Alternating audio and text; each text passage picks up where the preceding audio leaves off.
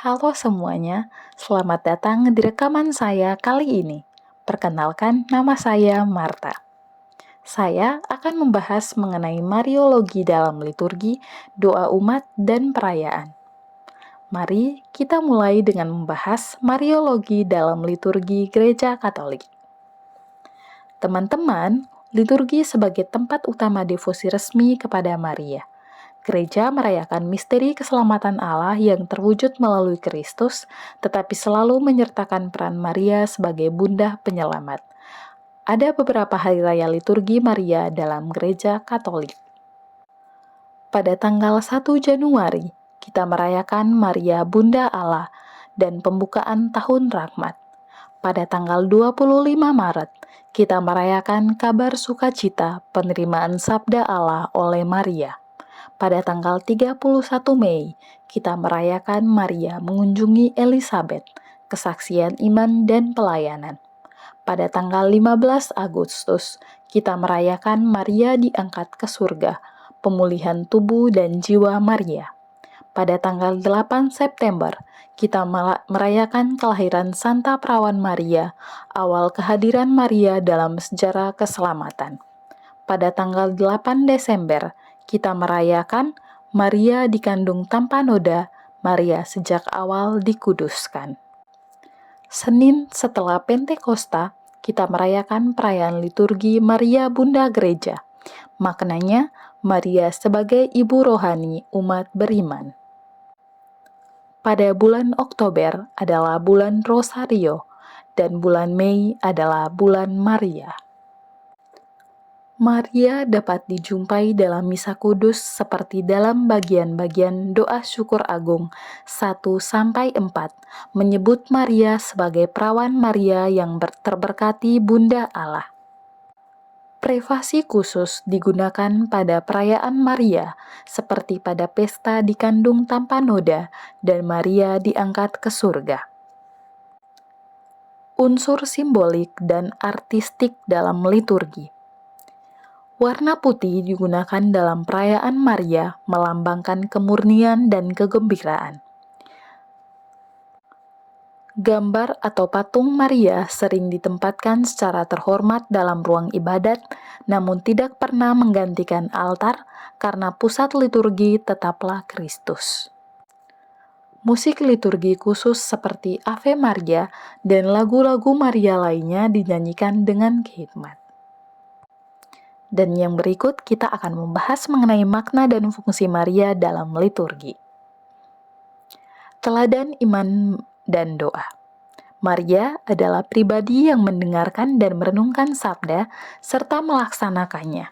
Ini sejalan dengan spiritualitas liturgi, keterbukaan kepada Allah, kesetiaan, dan pujian. Perantaraan dalam doa umat.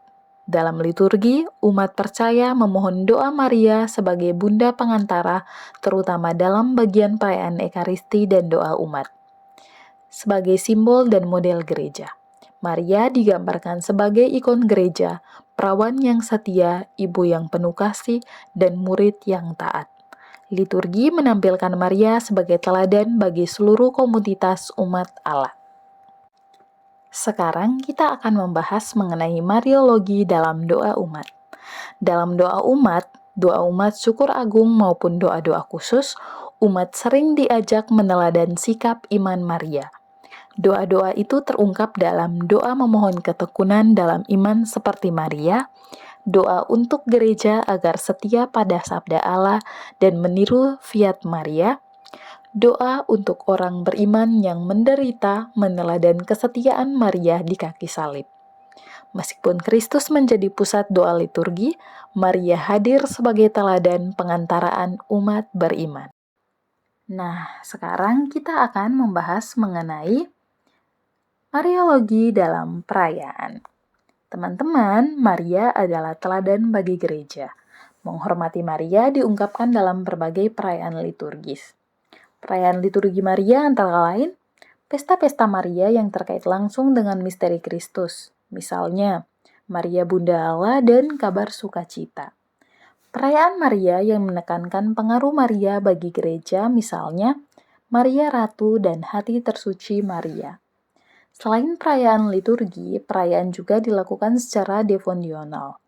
Perayaan-perayaan devosional dapat berupa Rosario, Litani Santa Perawan Maria, dan Novena Maria. Prosesi devosi misalnya, prosesi Rosario, Ziarah ke Gua Maria, Perarakan Patung Maria. Inkulturasi devosi merupakan praktik yang populer. Di berbagai budaya, Maria hadir dalam bentuk simbol dan tradisi lokal. Contohnya, Maria Bunda segala bangsa di Asia, Maria Bunda Perantara Rahmat Indonesia. Dan contoh salah satu yang saya ketahui bahwa di Larantuka diadakan prosesi Tuan Ma.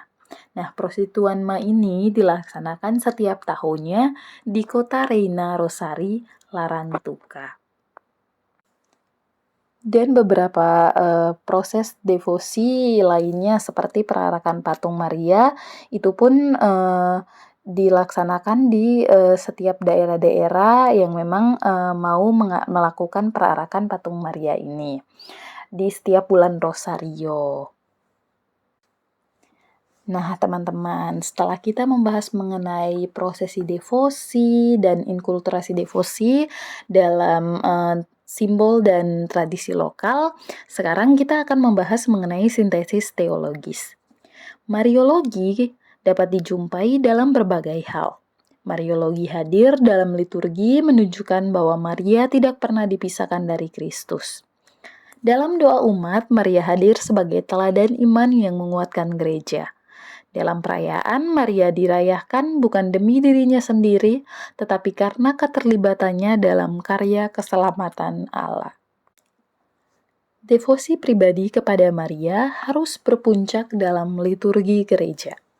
Liturgi gereja menempatkan Maria dalam terang misteri Kristus, dan karena itu penghormatan liturgi kepada Maria memuliakan Allah atas karyanya dalam diri Maria. Mendorong umat meneladan iman dan hidup Maria, mengantar umat semakin dekat kepada Kristus.